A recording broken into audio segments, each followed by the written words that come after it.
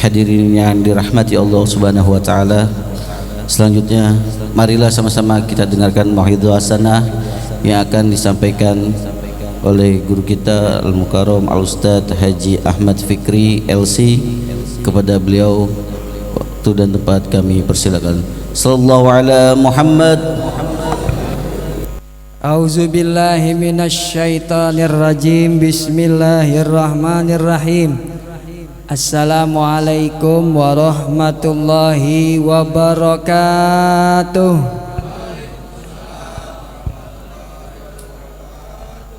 Alhamdulillahi haqqa hamdih, yaghfiru liman yasha'u bi rahmatih wa yu'azzibu man yasha'u bi adlih. Wassalatu wassalamu ala man la nabiyya ba'dih, habibina wa syafi'ina wa maulana Muhammad wa ala alihi wa ashabihi wa man istanna bi sunnatih. Summa amma ba'du, faqad qala Allahu ta'ala fi kitabihil karim wa huwa asdaqul qailin wa may yuti'illaha war rasul fa ulaika ma'al ladzina an'ama Allahu 'alaihim minan nabiyyin was siddiqin wasyuhada'i was salihin wa hasuna ulaika rafiqa. Wa qala Rasulullah alaihi afdhalus shalah wa tamut taslim, innama bu'istu li utammima makarimal akhlaq. Shadaqallahul azim wa shadaqa rasuluhul karim. Yang sama-sama kita hormati dan kita cintai karena Allah Subhanahu wa taala, para orang tua, para sesepuh, para tokoh masyarakat, Bapak Haji, Ibu Haji, wabil khusus orang tua kita Al-Mukarram wal Muhtaram Haji Asmari dan Bapak Haji Alif Mahmud. Kita doakan mudah-mudahan kedua orang tua kita ini senantiasa diberikan kesehatan oleh Allah Subhanahu wa taala. Matta'nallah bituli hayatihima wa nafa'na bi barakati ulumihima wa sihhatihima wa quwwatihima fid dini wad dunya wal akhirah. Amin ya rabbal alamin. Juga guru kita yang barusan saja membacakan ayat-ayat suci Al-Qur'an. Saya tidak sangka suaranya merdu luar biasa. Pak Kiai Haji Abdul Malik Hidayat SAG. Juga guru kita, guru tetap di Musholah Nur Rahman ini, Kiai Haji Salahuddin Al-Ayyubi. Ketua DKM Bapak Ustadz Haji Ramli, Bapak Ustadz Haji Abdul Razak, Ustadz Ahmad, saya sendiri ini hadirinnya enggak, Ahmad Fikri LC. Bapak-bapak hadirin serta ibu-ibu hadirat jamaah maulid yang dirahmati dan dimuliakan Allah Subhanahu wa taala. Ini kali kedua saya mampir di Haji apa Sinen sini, Haji Sinen. Jalan Jabir ya. Tadi belum sampai sini ibu-ibu udah motong tuh, Pak Ustadz masuk lagi ke dalam, nggak pulang-pulang kata saya ya nggak, lurus kemari gantian. Saya asli Pelak Pak, orang Bangka tanpa Belitung. Bangka tanpa Belitung situ Pelak Mampang. Pulang dari Mesir 2012, orang tua suruh tinggal di Ciganjur, ada tanah suruh bangun dah tuh, bangun dah sama istri di situ. Alhamdulillah berkat nurut sama orang tua, ilmu kita jadi berkembang di sana. Walaupun gak ada saudara satupun di sana Pak. Orang Betawi kan kagak mau jauh dari saudara. Tapi karena nurut sama orang tua, alhamdulillah ilmu berkembang. Kalau di Pelak, di Bangka mungkin saya kurang berkembang karena banyak sesepuh dan ulama-ulama besar di sana. Karena tempat yang baru, kita semangat silaturahim, kita semangat datang ke tokoh-tokoh masyarakat. Alhamdulillah ilmunya dipakai. Itu salah satu keberkahan nurut dengan kedua orang tua kita. Alhamdulillah Kiai Salahuddin datang dalam keadaan sehat walafiat, mudah-mudahan panjang umur dalam ketaatan, amin ya rabbal alamin. Hadirin jamaah yang dirahmati Allah Subhanahu wa taala, bersyukur kita kepada Allah malam hari ini bisa hadir di acara Maulid Rasulullah Shallallahu Alaihi Wasallam di Musola Nur Rahman. Musola Nur Rahman ini dua nama surat dalam Al-Quran. Yang satu surat An-Nur, yang kedua surat Ar-Rahman. Kalau surat An-Nur dalam Al-Quran kata Rasulullah, beliau bersabda dalam sebuah hadis, alimu nisa'akum surat An-Nur. Kata Nabi, ajarkan istri-istri kalian, anak-anak perempuan kalian surat An-Nur. Kenapa ya Rasulullah? Karena di surat An-Nur bercerita tentang rasa malu dan menjaga kehormatan. Kalau di surat Ar-Rahman, Bapak Ibu jamaah yang dirahmati Allah Subhanahu wa taala, ini satu-satunya surat yang Allah buka dalam Al-Qur'an, ayat pertamanya sifat Allah Subhanahu wa taala. Ar-Rahman, Allah yang Maha Penyayang. Allamal Quran, dialah yang mengajarkan Nabi Muhammad ayat-ayat Al-Quran. Karena dulu bangsa Arab mengira Nabi Muhammad ada gurunya, dia diajarin sama malaikat, dia diajarin sama nabi yang lain. Turun surat Ar-Rahman menghapus keyakinan salah tersebut, bahwa Nabi kita Muhammad mulia dan mengerti tentang nilai-nilai Al-Quran. Langsung diajarkan Allah Subhanahu wa taala. Ar-Rahman allamal Quran. Mudah-mudahan dengan kita hadir maulid di musola Ar-Rahman, di musola Nur Rahman ini, makin kita mendapatkan cahaya Allah Subhanahu wa taala dan mendapatkan keberkahan dunia dan di yaumil qiyamah, amin ya rabbal alamin. Yang kedua, tidak lupa kita berselawat dan salam buat Nabi kita Muhammad Sallallahu Alaihi Wasallam, keluarga, sahabat serta pengikutnya yang setia hingga akhir zaman. Orang yang rajin berselawat maka hidupnya akan diberikan keberkahan, berkah dunia, lebih-lebih lagi berkah di akhirat. Di dunia saya dapat ijazah selawat dari Kiai Zakwan. Barang siapa yang baca selawat ini maka segala bentuk sihir, dukun, santet hancur dengan selawat ini, kata beliau. Dan buktinya udah banyak. Ada seorang istri gak mau didatengin sama suaminya yang sah. Setiap kali didatengin tuh rapet, dia gak mau dideketin.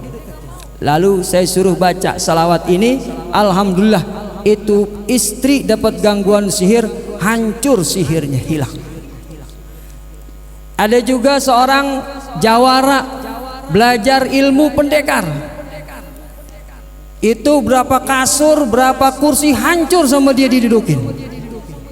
Ada orang nganterin dia naik motor mau ngikut maulid, motornya bocor pak. Naik mobil, mobilnya juga begitu, bannya gelinding. Ternyata dia punya ilmu pendekar luar biasa. Naik becak, dulu ada becak, becaknya rontok, hadirin. Akhirnya disuruh baca selawat ini, alhamdulillah pengaruh-pengaruhnya hilang tuh, luar biasa.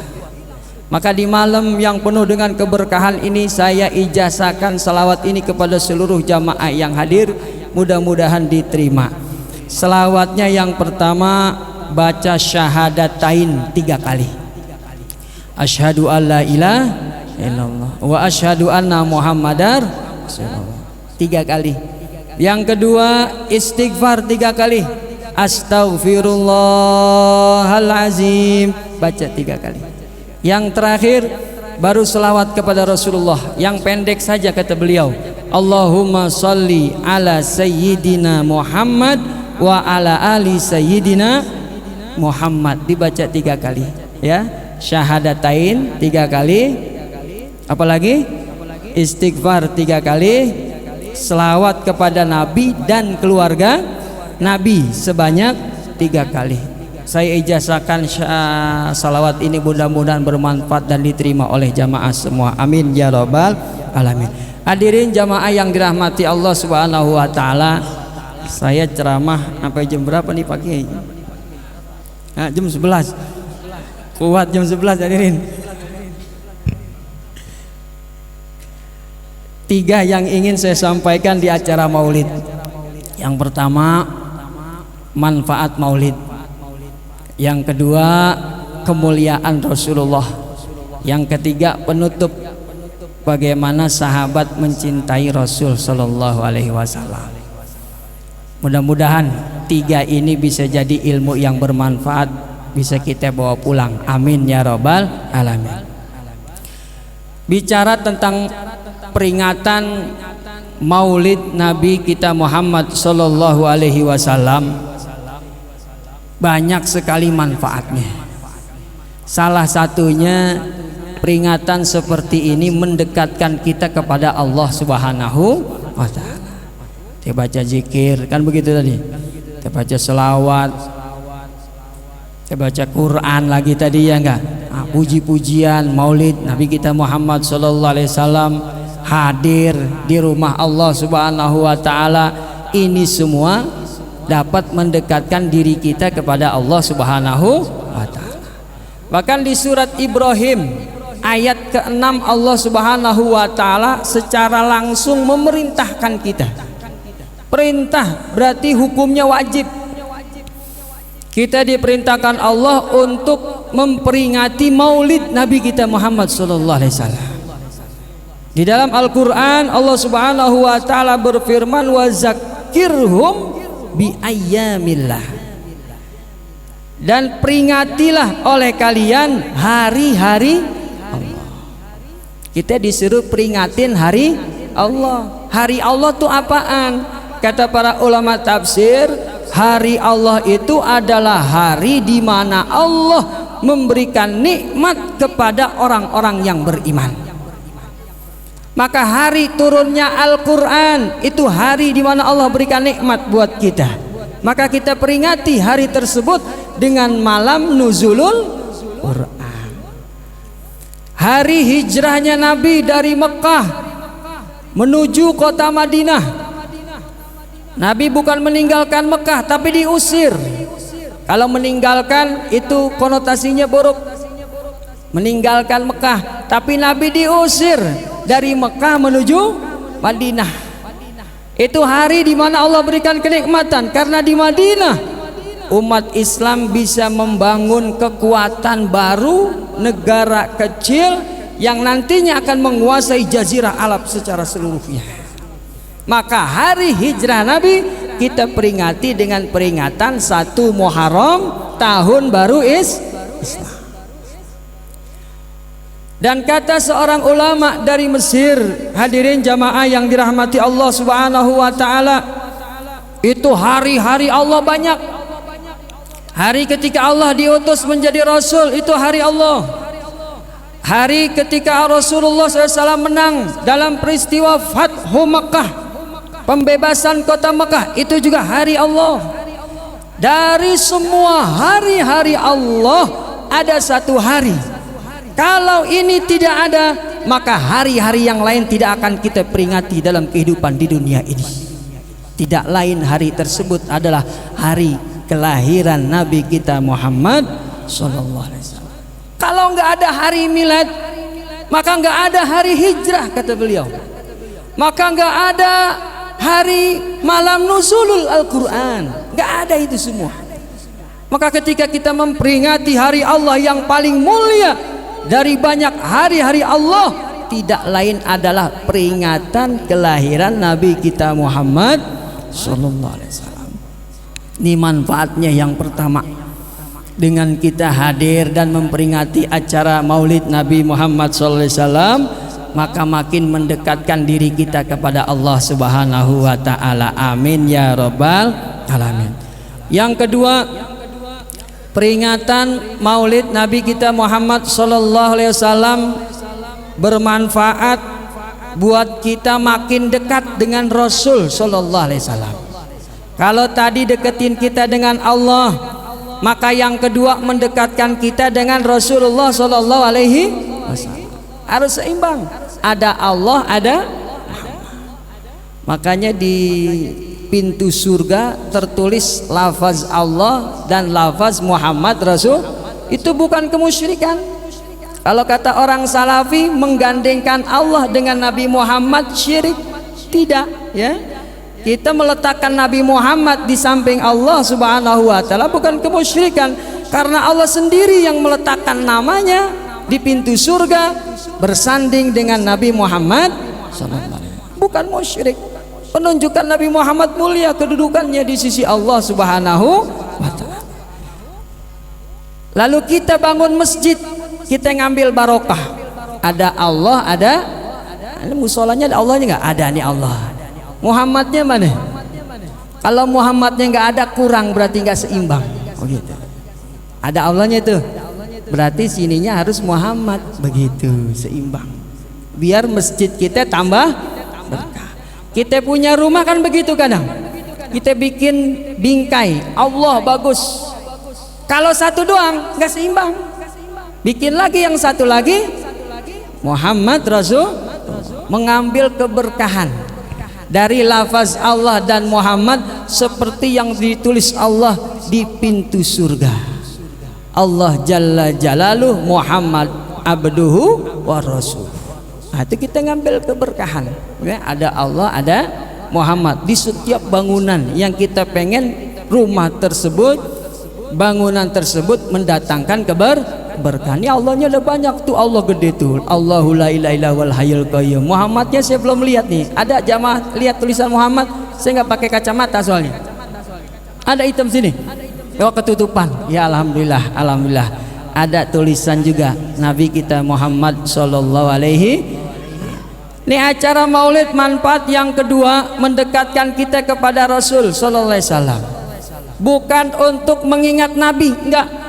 Acara Maulid bukan untuk mengingat Rasul, karena tiap saat kita ingat Rasulullah sallallahu alaihi wasallam, enggak pernah kita lupa.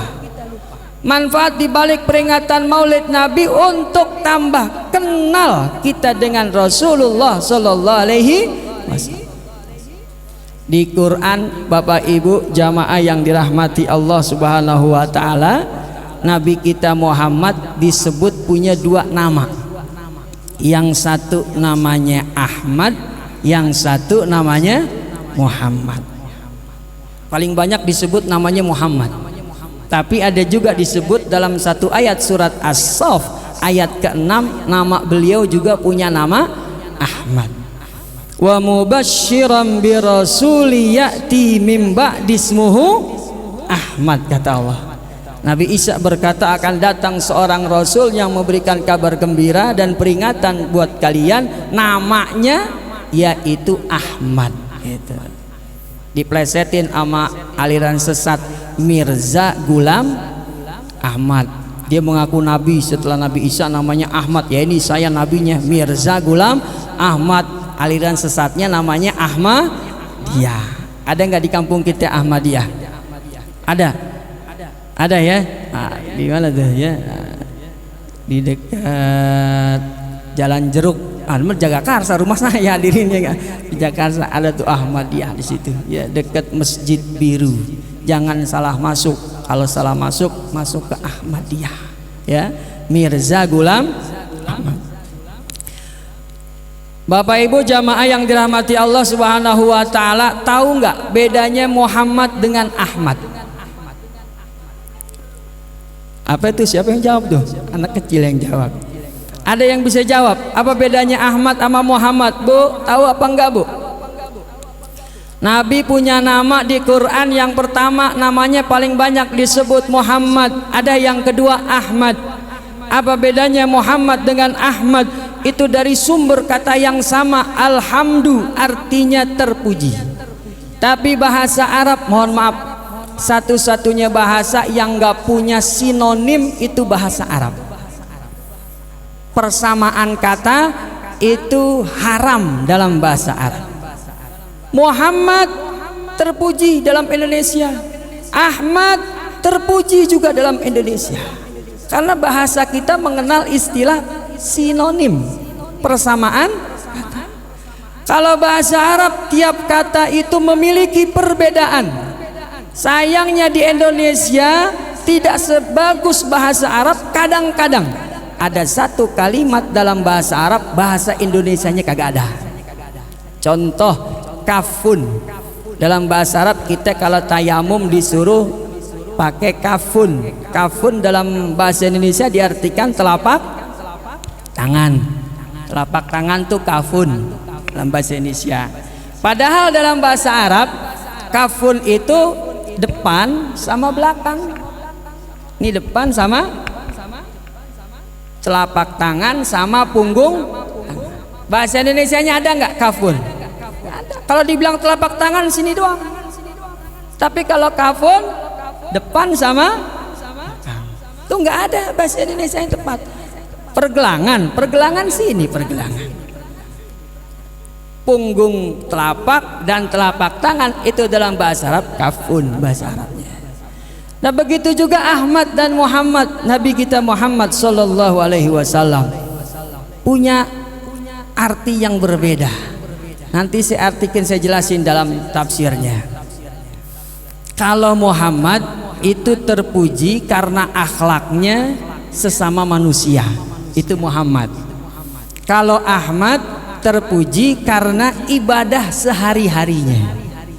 Kalau ada orang rajin ibadah, rajin banget, maka kita sebut dia Ahmad gitu. Kalau ada orang akhlaknya baik sesama manusia, sesama makhluk, maka dia kita sebut Muhammad. Bapak Ibu kalau pengen kasih nama anak rajin ibadah, namain dia jangan Muhammad, namainnya siapa? Ahmad. Kebetulan yang ceramah namanya siapa di sini? Ahmad. Didoain sama ibu saya biar rajin ibadah. Fikri, tukang mikir, nggak tahu apa yang dipikirin tuh hadirinnya nggak. Itu bedanya Ahmad sama Muhammad. Makanya Nabi Isa alaihi salam di ayat yang tadi saya baca surat Shaf ayat 6, akan datang seorang nabi pemberi kabar baik dan pemberi peringatan setelahku bernama Ahmad, kata beliau.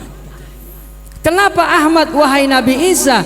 Karena kalau akhlak sesama makhluk, Nabi Isa bisa menandingi Rasulullah. Nabi Isa itu juga terkenal punya akhlak yang baik terhadap makhluk. Pernah Nabi Isa melewati bangkai sudah mati, bau, bentuknya sudah berantakan. Nabi Isa lihat tuh bangkai dan dia berkata, sungguh putih gigi bangkai ini. Yang terlihat di mata Nabi Isa bukan yang jelek, bukan yang buruk, tapi yang nampak adalah yang bagus di hadapan beliau. Yang nampak gigi bangkai yang Coba kalau kita jalan ngelewatin bangkai, apa yang kita sebut di situ kira-kira? Bau banget nih bangkai, kan begitu? Yang keluar buruknya, yang nampak di mata kita buruknya. Nabi Isa nggak begitu hadirin. Akhlaknya bagus dengan sesama makhluk, maka ketika bangkai yang dia lihat bau, kotor, jelek, tapi yang nampak di mata Nabi Isa alaihissalam kebaikan bangkai tersebut, giginya putih luar biasa. Kita kalau punya temen nih Bu, temen kita rajin ngaji, rajin sholat, tapi dia pelit, yang ibu inget rajin sholat, rajin ngajinya apa pelitnya kira-kira? Yang jawab bapak-bapak, bukan saya tuh ya. Begitulah kita ya, masih jauh akhlak kita dari Nabi Isa alaihissalam, masih jauh akhlak kita dari Nabi kita Muhammad sallallahu alaihi wasallam. Mirip, tapi yang gak bisa ditandingi oleh Nabi Isa pada diri Rasulullah adalah ibadahnya yang luar biasa. Digambarkan dalam satu hadis oleh Aisyah radhiyallahu an, yaqumu minal laili hatta tatafattarat qadamah.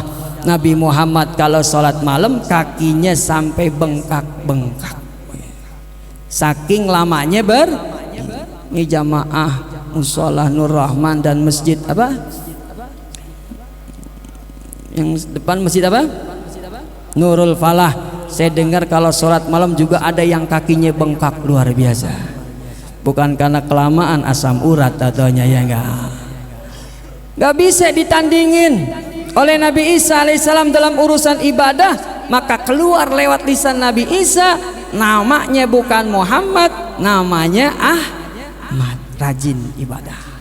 Itu bedanya Muhammad dengan Ahmad. Kalau kita pengen namain anak kita tadi rajin ibadah, namain dia Ahmad. Kalau pengen punya anak akhlaknya baik sesama masyarakat, namain dia depannya Muhammad. Karena kata Rasulullah dalam sebuah hadis, sammu bismi, namain anak-anak kalian dengan namaku. Muhammad, Ahmad, ya, Mahmud, namain dengan namaku kata Rasulullah. Dan kalau udah menamai nama anak kita dengan nama Rasulullah, jangan disingkat-singkat. Ahmad disingkat jadi tuh yang jauh sendiri. Yang tadinya terpuji jadi Mamat. Mamat artinya mati. Inna sholati wa nusuki wa mahyaya wa mati. Mahmud jadi Amud, mati juga. Bismika Allahumma, Bismika Allahumma ahya wa amut, amut mati begitu. Maka jangan disingkat-singkat.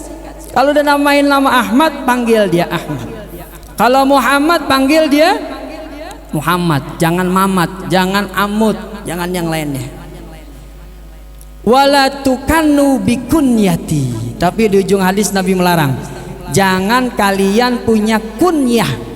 Kunyah itu julukan, seperti julukanku kata Rasulullah. Haram, nggak boleh kita punya kunyah seperti kunyah Nabi Muhammad, tapi dengan catatan selama beliau masih hidup kata para ulama hadis.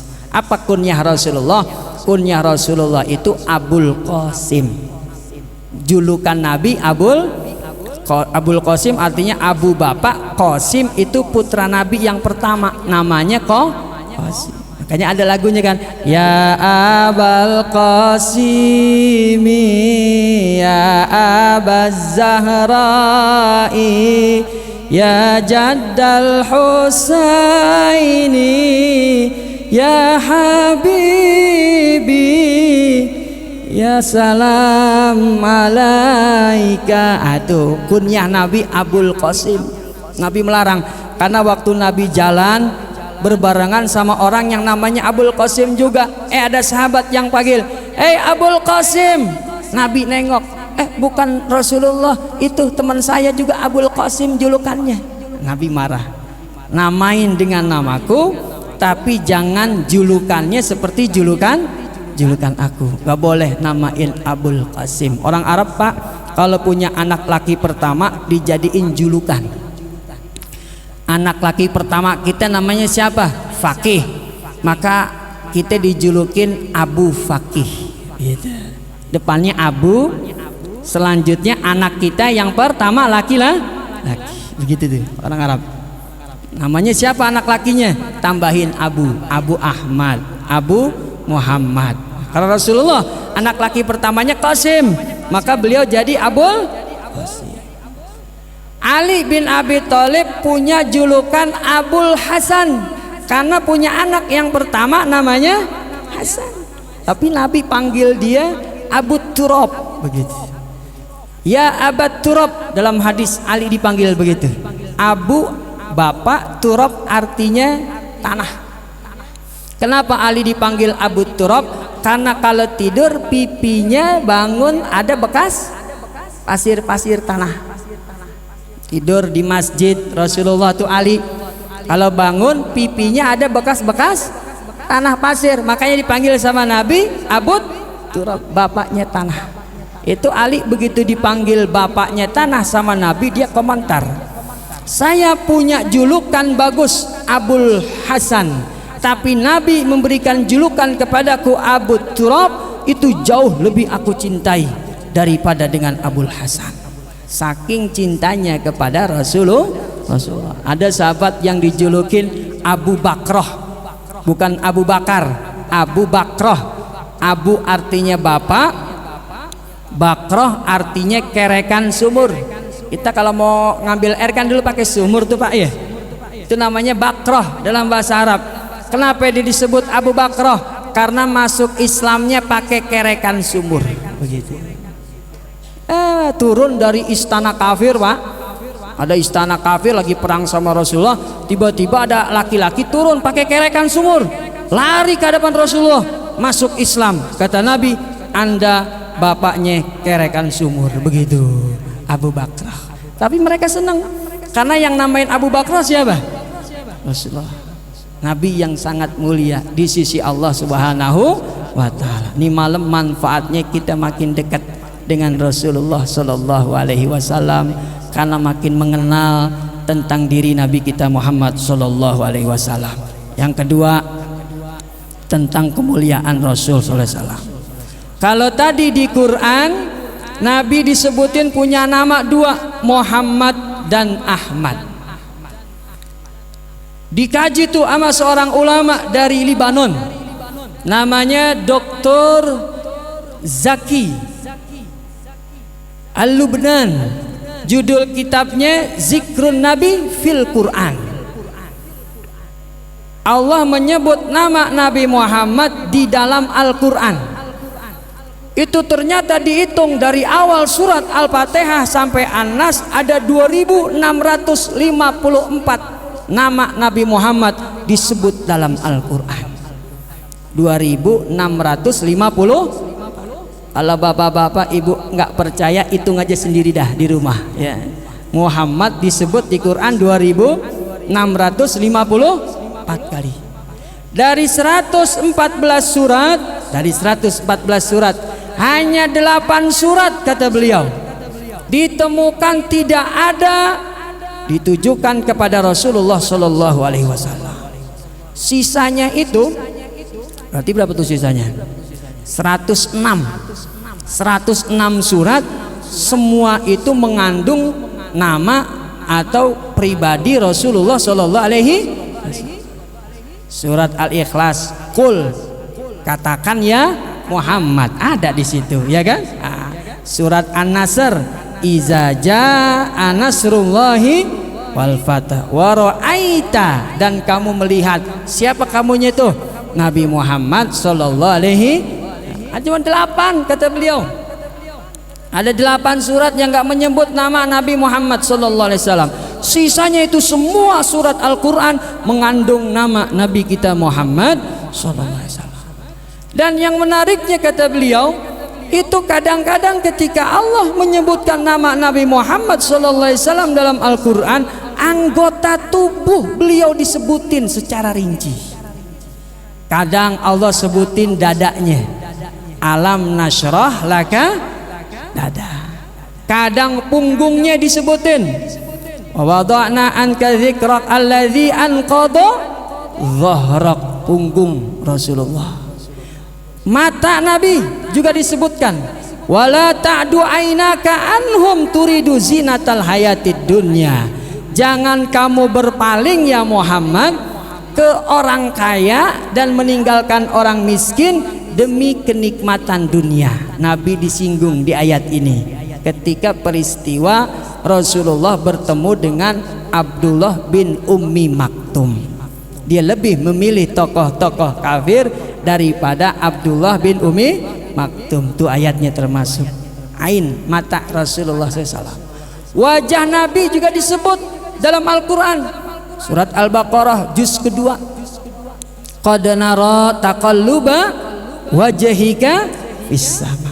Sering kami melihat ya Muhammad ya Rasulullah, wajah kau palingkan ke langit. Nabi begini nih, sering banget.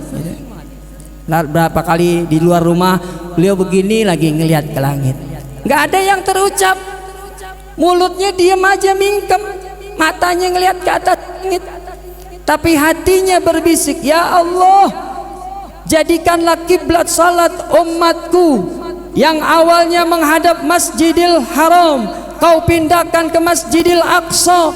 Ganti ya Allah kiblat umat Nabiku umat Muhammad menuju Masjidil Haram kembali. Itu bisikan hati Rasul, nggak terucap.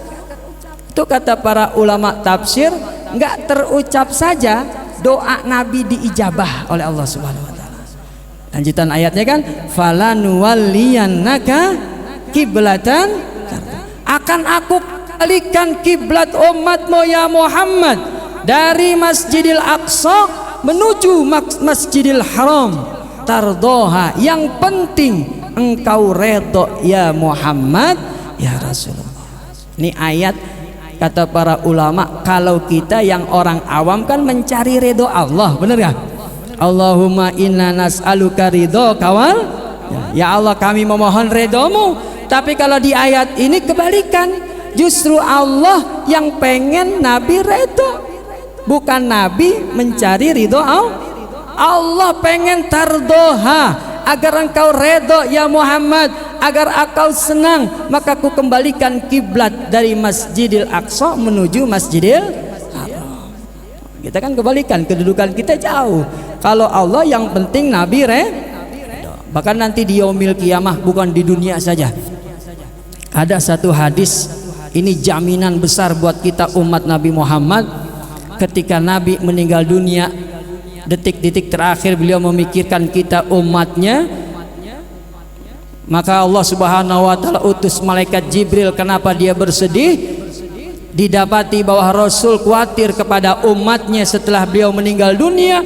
Turun tuh hadis qudsi, kata Allah Subhanahu wa taala, inni sanurdika ala ummatika wala tasu'u, kata Allah Subhanahu wa taala. Sampaikan ya Jibril kepada Nabi Muhammad bahwa aku tidak akan menyakiti umatmu setelah sepeninggalan engkau, yang penting engkau redho nanti di yaumil kiamah. Mudah-mudahan kita termasuk umat Nabi Muhammad sallallahu alaihi wasallam yang akan masuk mendapatkan syafaat Rasulullah, amin ya rabbal. Itu wajah Nabi disebutin di Quran, wajah Nabi berdoa nggak pakai ngomong, langsung diijabah tuh Rasulullah. Kalau kita derajat orang awam, jangan coba-coba ngikutin. Lagi sakit diam aja begini ke langit, ya Allah saya pengen sembuh, dalam hati nggak ngomong gitu ya, nggak bakalan sembuh begitu. Karena kita bukan Rasulullah. Kalau sakit angkat tangan, doa, berbicara, ngomongnya. Allahumma la tada' lana fi maqamina zamban illa ghafarta, kan gitu doanya. Wala maridon illa syafaitah. Allahumma rabban nas muzhibal ba'si ishfi anta syafi. Minta, ngomong, minta yang banyak kalau kita, dan memintanya harus diucapin suara lirih. Suara lirih itu kita yang dengar, kita yang diucapin begitu. Ya Allah saya pengen sembuh ya Allah, berikanlah saya kesehatan ya Allah. Itu minta ya, kalau kita minta Allah senang. Tapi khusus buat Nabi Muhammad nggak pakai diucapin, hati saja sudah sampai. Ya kayak handphone, kalau pulsanya banyak nelpon sampai nggak kira-kira? Kalau pulsanya kagak ada, begitulah sinyal kita dengan Allah Subhanahu wa taala dibandingkan sinyal Nabi kita Muhammad sallallahu alaihi. Nih kemuliaan Nabi Muhammad yang dijelaskan oleh Dr. Zaki dari Lebanon dalam kitabnya Zikrun Nabi fil Quran. Allah menyebutkan nama Nabi Muhammad sallallahu alaihi wasallam di dalam Al-Quran. Ternyata bukan hanya namanya saja yang disebut, anggota tubuh Nabi disebut. Ini menunjukkan segala yang disebut dalam Al-Quran, yang lain gak disebut, maka yang disebut dalam Al-Quran itu memiliki kemuliaan di atas yang lain. Perintah sholat ada di Quran, berarti perintah sholat lebih mulia dari perintah yang cuma ada di hadis. Sholat duha contohnya hanya ada di hadis. Sholat 5 waktu ada di Quran. Puasa Ramadan ada di dalam Quran, tapi puasa Senin Kemis ada di hadis. Lebih mulia puasa Ramadan. Rasul-rasul di Quran disebutin 25 rasul, maka itu 25 rasul mulia di atas 313 rasul. Makanya kita kenal diagram 25 rasul, itu 25-nya disebutin di dalam Quran. Begitu juga Rasulullah, ketika ada anggota tubuh seorang manusia disebutkan begitu banyak dalam Al-Quran dibandingkan makhluk yang lain, maka anggota tubuh Nabi yang disebutin di Quran tadi punya keberkahan dan kemuliaan di atas yang lainnya. Contoh, Nabi punya rambut apa enggak Pak? Rambut Nabi panjang lurus apa ikal? Ikal. Panjangnya semana Rasulullah? Sepundak sini ya. Dalam kitab Syama'il Muhammadiyah kadang-kadang sekuping, paling panjang sepundak. Warna rambut Rasulullah sallallahu alaihi wasallam hitam pekat. Begitu meninggal dunia dihitung ubannya oleh sahabat, ada kurang lebih 20 helai uban Rasulullah. Ubannya yang pertama di pelipis kanan, pelipis kiri, di bawah apa nih? Bibir, terakhir di jenggot. Dihitung total nggak sampai 20 helai. Sekarang saya tanya, Bapak cinta nggak sama istri Bapak di rumah? Pak, kagak ada yang jawab. Cinta nggak Pak dengan istri Bapak? Saya tanya, ubannya ada berapa tuh istri kita? Ibu, saya ganti tanya, Bu, cinta nggak sama bapaknya, Bu? Berapa jumlah uban Bapak, Bu? Sahabat Rasulullah cinta sama Nabi Muhammad, ubannya aja dia tahu. Makanya nggak ada yang bisa mengalahkan cinta seorang suami kepada istri, istri kepada suami dibandingkan cinta seorang sahabat kepada Rasul. Itu sampai ubannya dihitung sama mereka, jumlahnya nggak sampai 20, usia 62 atau 63 tahun. Kita usia 50 tahun, ada yang 50 tahun. Ubannya berapa kira-kira? Putih semua, ya enggak? Rasulullah cuma 20. Dan itu begitu Nabi potong rambutnya, kalau sudah panjang, rebutan para sahabat ngambil rambut Rasulullah sallallahu alaihi. Ada Khalid bin Walid taruh di kepalanya. Dia minta keberkahan dari rambut Rasul sallallahu alaihi wasallam, ya, agar diberikan kemenangan. Itulah rahasia kenapa Khalid bin Walid selalu menang dalam medan tempur, karena dia nyimpen rambut Rasulullah. Taruh di sini keberkahan. Rambut Rasulullah disimpan. Ya Allah. Kemarin saya ikut maulid di Sukabumi. Itu ada penampakan rambut Rasulullah ditampilin gitu, rambut dikelilingin. Ya Allah. Saya berpikir udah 1445 tahun itu rambut masih ada sampai sekarang. Kita meninggal 5 tahun aja rambutnya masih ada nggak kira-kira? Itu sampai ke Indonesia Pak. Allahu Akbar. Rambut Rasulullah disimpan. Ini menunjukkan betul bahwa anggota tubuh Nabi Muhammad memiliki kemuliaan yang luar biasa dibandingkan anggota tubuh manusia yang lain, karena dia disebutkan di dalam Al-Qur'anul Karim. Bahkan suara Nabi, suara itu indra bukan anggota, suara disebutin juga oleh Rasulullah Subhanahu wa taala. Ya ayyuhallazina amanu la tarfa'u aswatakum fauqa sautin nabi. Kata Allah, hai orang beriman, jangan kau tinggikan suara kalian di atas suara Rasulullah. Jadi kisahnya dulu ada sahabat bertengkar, berdebat. Saat itu ada Rasulullah. Yang namanya berdebat, suaranya makin lama makin keras. Enggak, yang benar kita yang maulid, enggak maulid bid'ah. Misalnya begitu, ya enggak, bukan di sini tapi di mana begitu ya enggak. Makin keras. Di samping ada Rasulullah, turun tuh ayat. Ya ayyuhallazina amanu la tarfa'u aswatakum fawqa sautin nabi. Orang beriman, jangan kau tinggikan suaramu di atas suara Rasul. Setelah turun ayat itu nggak ada sahabat yang berani ngomong kalau di tengah-tengah mereka ada Rasulullah sallallahu alaihi wasallam. Bahkan kata Imam Malik dalam kitabnya Al-Muwatta, kita yang ziarah ke makam Rasulullah ketika lewat makam Nabi itu nggak boleh bersuara keras, karena siapa yang bersuara keras masuk larangan dalam ayat ini, meninggikan suara Rasulullah, meninggikan suara di atas suara Rasul.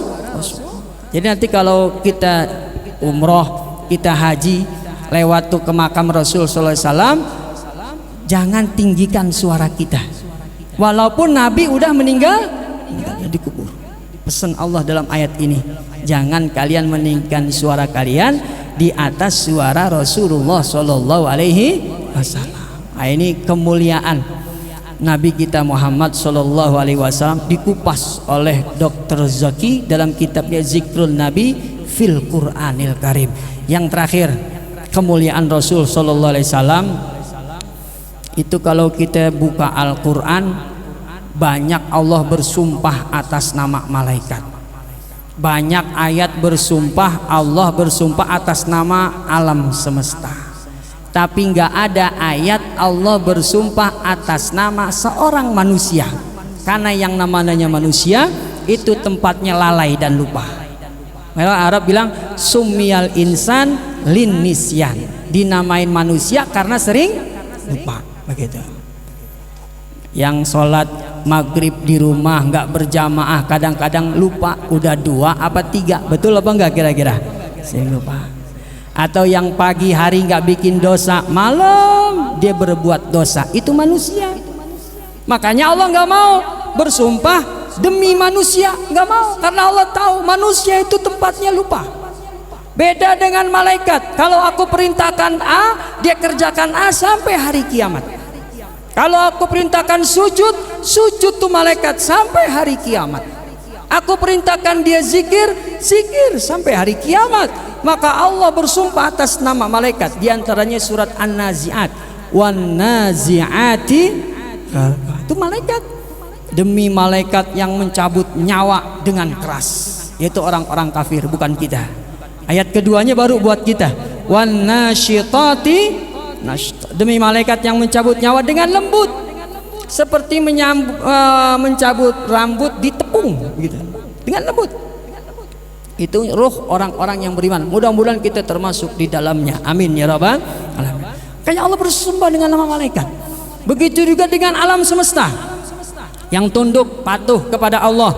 Matahari contohnya, Allah bersumpah dengan nama matahari, wasyamsi waduha. Allah bersumpah dengan nama bulan, wal qamari idza jallaha. Karena matahari dan bulan selalu taat kepada Allah. Begitu juga bintang, wan najmi idza hawa.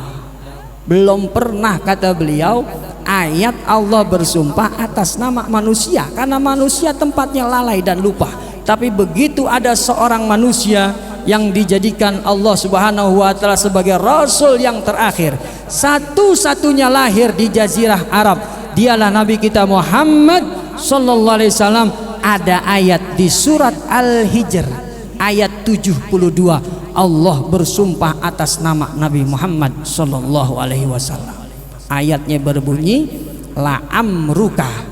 La amruka itu lam qasam, seperti la uqsimu biyaumil qiyamah, lam qasam. La amruka aslinya itu la umuruka. Kalau dalam bahasa Arab aslinya mimnya domah, la umuruka. Tapi orang Arab susah ngomong domah 2 kali, maka yang satu jadi sukun, la amruka, bahkan jadi fathah sebelumnya, la amruka, demi umurmu ya Muhammad ya Rasulullah. Buka tafsirnya, itu Allah bersumpah demi umur Nabi kita Muhammad sallallahu alaihi wasallam. Padahal ayat sebelumnya bercerita tentang Nabi Lut alaihi salam. Allah nggak bersumpah atas Nabi Lut alaihi salam. Ayat sebelumnya bercerita tentang Nabi Ibrahim, kekasih Allah Subhanahu wa taala. Tapi meskipun Nabi Ibrahim mulia kekasih Allah, tidak bersumpah Allah atas nama Nabi Ibrahim alaihi salam. Justru Allah bersumpah atas nama Nabi Muhammad. Ini menunjukkan kemuliaan Nabi Muhammad di atas Nabi Lut dan di atas Nabi Ibrahim, di atas nabi-nabi yang lain alaihi mussalatu wassalam. Ya, itulah kemuliaan Nabi Muhammad ya di dalam Al-Qur'an, sampai Allah bersumpah demi umur Nabi Muhammad. Yang namanya umur, ini menarik lagi nih ayat ini. Yang namanya umur, kata para ulama, itu dari kita lahir sampai kita meninggal, itu namanya umur. Dan ketika Allah bersumpah demi umur Nabi Muhammad, berarti beliau bersumpah bukan hanya ketika Nabi jadi Nabi dan Rasul di usia 40, tidak, tapi Allah bersumpah dari usia beliau waktu lahir sampai dia meninggal dunia, menunjukkan seluruh isi kehidupan Nabi dipenuhi dengan kemuliaan dan keberkahan dari Allah Subhanahu wa ta'ala. Makanya di usia kanak-kanak Nabi dijuluki di bangsa Arab jahili sebagai orang yang dapat dipercaya, Shadiqul Wa'dil Amin, Al-Amin. Itu julukan Rasulullah. Belum jadi Nabi, masih kanak-kanak, masih kecil, udah dijuluki Al-Amin. Tuh bayangin, masih kecil aja sudah punya julukan yang baik. Makanya Allah bersumpah demi umur Nabi Muhammad. Berarti bukan hanya dari usia 40, dari usia 0 ketika beliau dilahirkan sampai meninggal dunia, berisi kemuliaan dan keberkahan dari Allah Subhanahu wa ta'ala. Itu kemuliaan Rasulullah SAW. Yang terakhir, cintanya para sahabat kepada Rasul. Dari sekian banyak kemuliaan Nabi tadi, itu semua kemuliaan yang saya ceritain ke Bapak Ibu cuma dalam kitab saja, enggak kita lihat secara langsung. Kalaupun ngelihat dalam mimpi hanya potongan doang. Yang ngelihat secara utuh kemuliaan anggota tubuh Nabi, kemuliaan akhlak Rasulullah, itu sahabat-sahabat Rasulullah Sallallahu Alaihi Wasallam. Maka kalau kita pengen lihat siapa orang yang paling cinta kepada Nabi, sahabat-sahabat Rasul, karena beliau saksi hidup yang membersamai kehidupan Rasulullah Sallallahu Alaihi Wasallam. Ada satu persaksian dari orang kafir namanya Urwah bin Mas'ud.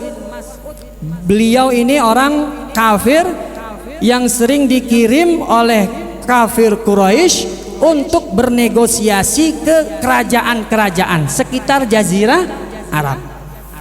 Ketika akan perjanjian Hudaybiyah,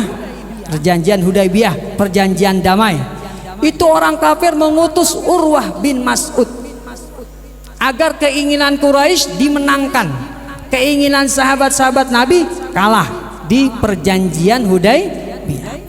Selesai Urwah bin Mas'ud menjalankan tugasnya dan merasa dia menang, karena sahabat dan para Rasulullah harus balik lagi ke Madinah umroh tahun depan. Apa komentar Urwah bin Mas'ud? Ma ra'aitu malikan qattun yu'azzimuhu ashabuhu ma yu'azzimu ashabu Muhammadan sallallahu alaihi wasallam.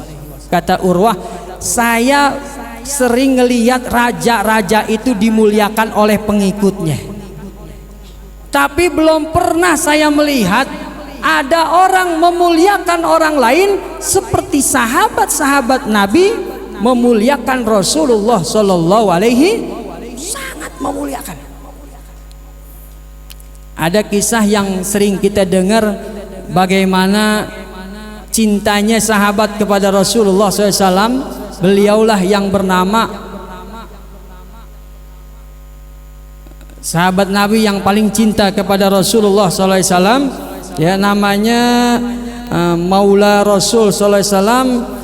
Siapa yang budak Rasul SAW bernama Sauban, betul, Maula Rasulullah, budak yang dibebasin, dia dari Yaman, dibebasin, dibeli. Kata Nabi, Sauban, kamu pilih dah, mau pulang ke Yaman atau tetap di Madinah.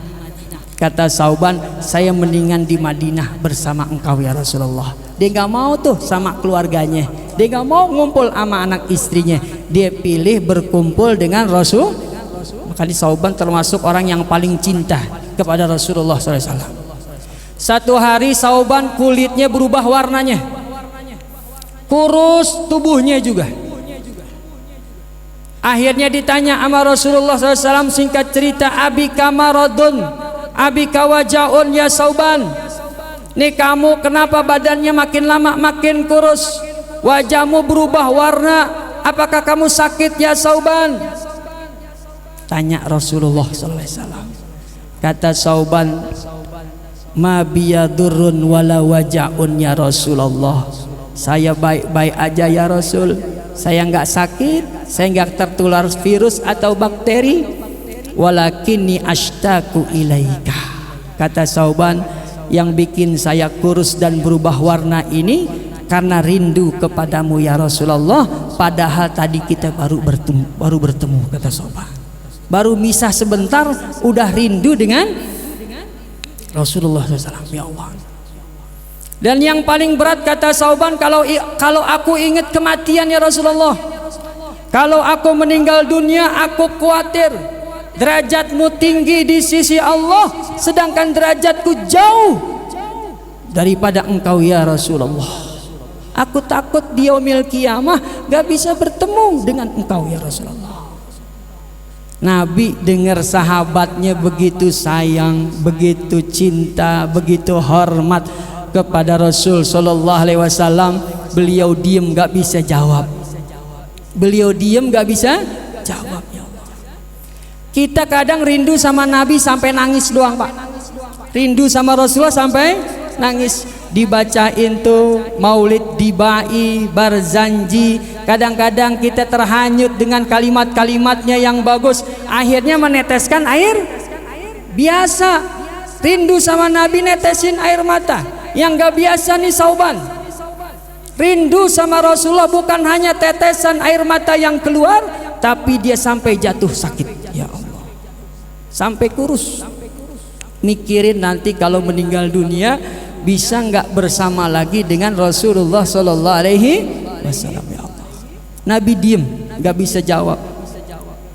Nggak lama turun surat An-Nisa ayat 69, menjawab kekhawatiran Sauban yang takut tidak bisa bertemu nanti di yaumil qiyamah dengan baginda Nabi kita Muhammad Sallallahu Alaihi Wasallam. Ayatnya tadi di awal pembuka saya baca. Turun tuh ayat dibawa oleh malaikat Jibril. Auzubillahi minasyaitonirrajim. May yuti'illaha war rasul faulaika ma'allazina an'amallahu alaihim minan nabiyyin was-siddiqin wasyuhada'i was-shalihin wa hasuna ulaika rafiqa. Allah menjawab kekhawatiran Sauban, mungkin juga kekhawatiran di antara kita. Kalau kita meninggal dunia nanti bisa nggak ketemu dengan Rasul Sallallahu Alaihi Wasallam? Jangan takut, jangan khawatir, dijawab sama Allah. Ada jaminan kita bisa bersama Rasulullah SAW. Kata Allah Subhanahu Wa Taala, "May yuti'illaha war rasul." Syaratnya nih di awal, mentaati Allah dan mentaati Rasul. Siapa orang bisa mentaati Allah dan mentaati Rasul Sallallahu Alaihi Wasallam, maka di yaumil qiyamah ma'an nabiyyin, dia akan bersama para nabi. Maka bersama para nabi, insya Allah di dalamnya juga Rasulullah Sallallahu Alaihi Wasallam. Wasiddiqin, bersama orang-orang yang siddiq, orang yang jujur. Wasyuhada, dan bersama para syahid di medan perang. Berarti kita akan bersama Hamzah bin Abdul Muttalib, singa Allah Subhanahu Wa Taala.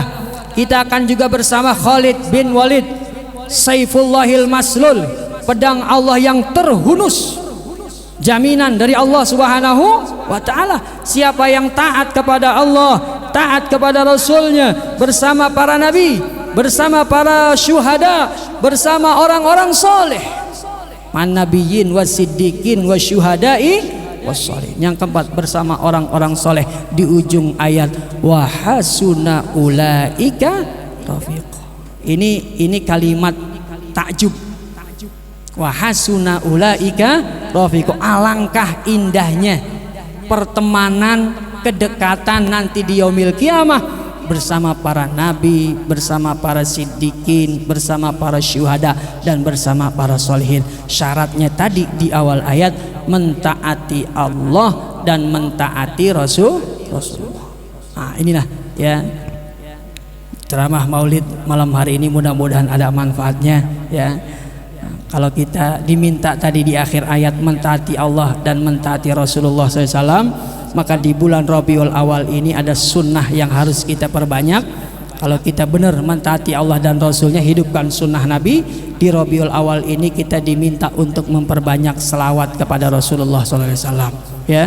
Habib Umar Al-Hafiz hari Jumat pertama tanggal 1 Rabiul Awal beliau memesankan kita semua di bulan Maulid, di bulan Rabiul Awal baca 3000 sholawat. 3000 sholawat kalau dibagi 30 hari berarti sehari baca 100. 100 dibagi 5 waktu sholat berarti habis subuh baca 20, zuhur 20, tuntas tuh sholawat kepada Nabi. Dalam 1 bulan kita baca 3000. Cuma sekarang udah tinggal 14 hari lagi kurang, berarti bukan 100 kita baca sehari, double jadi berapa? 200. Habis subuh 40 kita baca, ya. Habis zuhur 40 kita baca, ya. Salawat yang beliau ijazahkan panjang, Pak.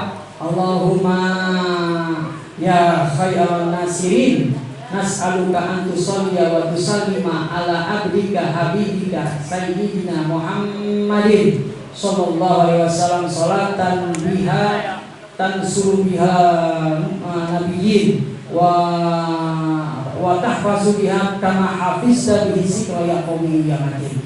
Ini selawat kalau dibaca kita dapat pertolongan, kita dapat kemenangan terhadap orang-orang kafir. Kalau nanti 2024 kan perjuangan kita, mudah-mudahan Allah pilih pejabat-pejabat yang adil, amin ya Rabbal, yang jujur, yang amanah, amin ya Rabbal alamin. Yaitu kita banyak selawat panjang, tapi kata beliau kalau yang apalnya selawat ketika sholat silahkan dibaca, gak apa-apa. Salawat Ibrahimiyah, Allahumma sholli ala sayyidina Muhammad wa sayyidina Muhammad kama shallaita ala Ibrahim. Tapi habis itu fil alamin innaka hamidum majid. Itu saya baca dari Ciganjur tadi setengah jam perjalanan kemari. Allahumma sholli ala sayyidina Muhammad wa ala ali sayyidina Muhammad kama shallaita ala sayyidina Ibrahim wa ala sayyidina Ibrahim fil alamin innaka hamidum majid. Itu dapat 100 kali.